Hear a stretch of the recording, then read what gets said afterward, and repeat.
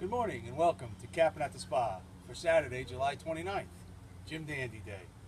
I'm Saratoga Geeze and we're recording live from Quivik Drive in sunny Saratoga.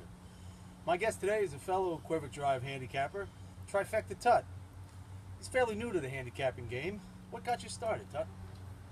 About 12 years ago or so, had some neighbors move into McGeehan's, yourself, that helped me learn more about the sport and to actually enjoy the handicapping process.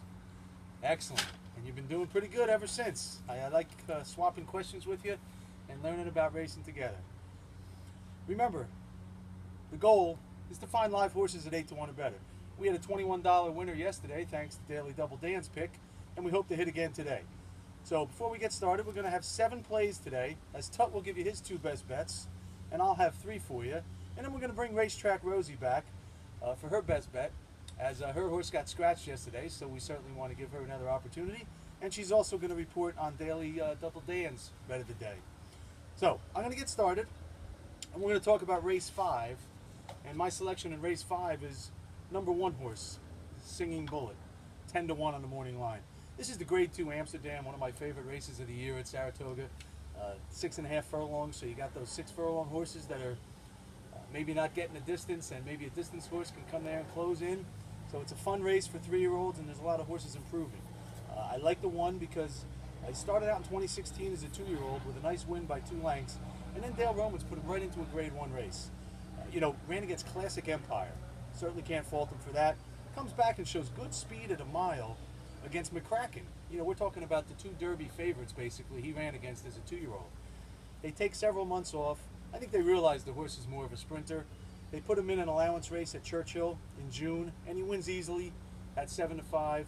I think this horse fits in the buyer categories. I believe the 2 and the 3 are going to take most of the money. It's only a 6-horse field. If I can get anywhere over 6, 7 to 1 on this 1 horse, we're gonna give him a shot. So my selection is the 1 in the 5th race, Singing Bullet. Let's go to Tut for his first selection of the day. I'm going to talk a little bit about race number 2. I'm looking at the number 10, Benefactor. This horse, morning line, 12 to 1, with Giroux on the bag. This horse has shown a lot of talent. Tried a couple times in stakes races in the dirt, but I believe that they know that it's a turf horse. You're going to try it on the turf with the breeding that this horse has had. And at a 12 to 1 shot, we're going to try putting some money on the number 10. All right, excellent. And I also like the 10 in that race, so it's a good selection. And I think going from, Todd Pletcher obviously is a great trainer. They tried him on the dirt there. Mike Maker's really a turf specialist, so we're looking at him. Good selection. I'm going to take a look at number 5 in the 8th race, which is the Grade 1 Vanderbilt. And we're going to take a look at Birdsong. 6 to 1 morning line. I thought he was worth playing at 6 to 1 because I think, and I'm hoping, that they are going to hit AP Indian and Limousine Liberal, who've been banging heads in this category of Grade 2s, Grade 1s at 6 furlongs for the last year and a half. And maybe this El Deal horse, the Navarro horse, is going to take money. So I'm hoping to get Birdsong. A little long to short action. I'm a big believer in stakes horses running distances can cut back to 6 or 7 furlongs and really show their class. And that's what we're going to look for here. Also happens to be a Mary Lou Whitney stable, so I wonder if they're looking to get a victory here for Mary Lou today. I'm sure she's going to be there. The horse likes Saratoga, ran well there last year. Ran in the King's Bishop against the Frong. And we're looking for him coming out of the Stephen Foster, running against Gunrunner, who clearly is one of the top 2 or 3 handicap horses in the country. So going long to short, I wish this race was 6.5 or 7 furlongs, but we're going to hope that Birdsong can run him down at decent odds in the Vanderbilt. So let's shoot on over to Tut and see what he's got to say. The next race, race number 3, I'm looking at the number 2, Merrill's Bell. This horse is coming off 6 furlong wins, where the horse is actually pulling away in those races. This race is 6.5 furlongs.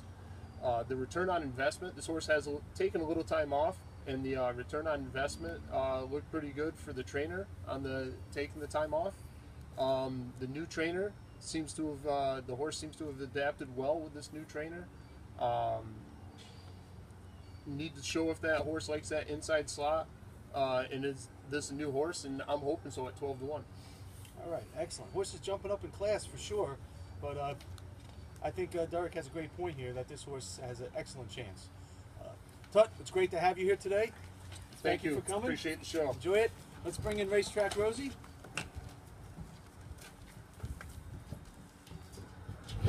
Great to have you back, Rosie. Great to be back. And we were a little remiss yesterday not saying happy birthday to my gal here. So, did you have a good day yesterday? I had an excellent day, a great and a happy birthday. Thank you. All right, excellent. Now let's get to what we really want, which is a couple picks. Sure. So, you're going to discuss Daily Double Dan's pick today, race 6.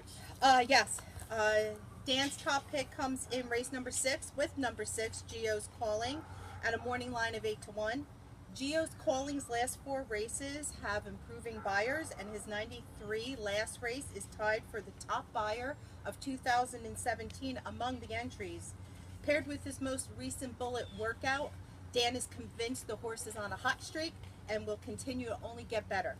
The horse's past 2 races were also both optional claiming 62K races and ran in the money both times, losing only by 2 lengths and 1 length.